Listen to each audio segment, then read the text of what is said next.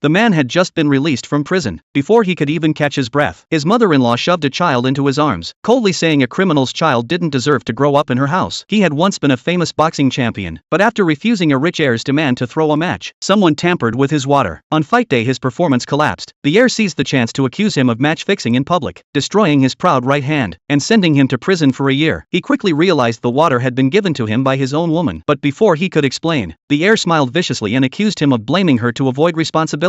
The woman, unaware of the truth, thought he was making excuses, and left in anger. Later, from the heir's own mouth, he learned the real mastermind was his opponent's boss. While he served time, the woman got pregnant, but fell down a flight of stairs. Her mother lied that the baby was lost. In truth, she simply didn't want a convict's child in the family, so the day he was released, she stuffed the little girl into his arms and walked away. With nothing left, he could only struggle to survive in the city with the child. No one would hire an ex-con, so he worked on the street letting people beat him for stress relief, earning a few coins at a time. When the girl told him he was the most patient dad in the world, he felt comfort in his heart. One day as they were about to go home, his old boxing gloves landed in his arms. It was his former gym owner, who invited him back to the ring, but he refused. He no longer had the desire. The owner just left his contact info and walked away. At home, the landlord tried to take his only gold medal. The girl hugged the landlord's leg to stop him. The landlord tried to hit her, but the man stepped in, forcing him to back off. On his way out, the landlord cut their electricity. That night, the girl collapsed in his arms with a high fever. He tried to rush her to the hospital, but the rain poured down and no taxi would stop. Luckily, the woman appeared and took them there. At the hospital, she was called away by the rich heir, and the man learned from the doctor. The girl's muteness wasn't congenital, surgery abroad could cure her, but the cost was $200,000. He begged everyone for money, but couldn't even gather $1,000. Then the woman returned in anger. Having learned the girl was her biological daughter, she demanded to take her. The man couldn't bear to let go. She was his only reason to live, but seeing her lying weak in bed, he knew he was powerless to give her the life and treatment she needed. He agreed to hand her over. The next day, on her birthday, he bought her favorite cake to visit, but at the ward door, he saw the heir and his fiancée with a cake many times larger than his. He turned and left silently. That night she sent him a video, saying she was going abroad for treatment. She thought he would come along, but he told her her parents had separated. She ran out of the hospital in tears. He rushed over, finding her crying at his door. Seeing how much she still needed him, he hugged her tightly. Then he remembered the gym owner's offer. Days ago the owner had mocked him, but knowing he lacked money for the girl's treatment, he dangled a $200,000 prize to lure him back into the ring. It was a fight to the death, but for his daughter. He agreed. Fight day arrived. His opponent was the same champion from 6 years ago, now a 6-time belt holder. While the man hadn't touched gloves in all that time, and had a ruined right hand, he was no match. Every heavy punch knocked him down. Every time he forced himself back up, the opponent's boss ordered the kill. The champion unleashed his finishing blow. The man hit the canvas, barely conscious, just as his eyes began to close.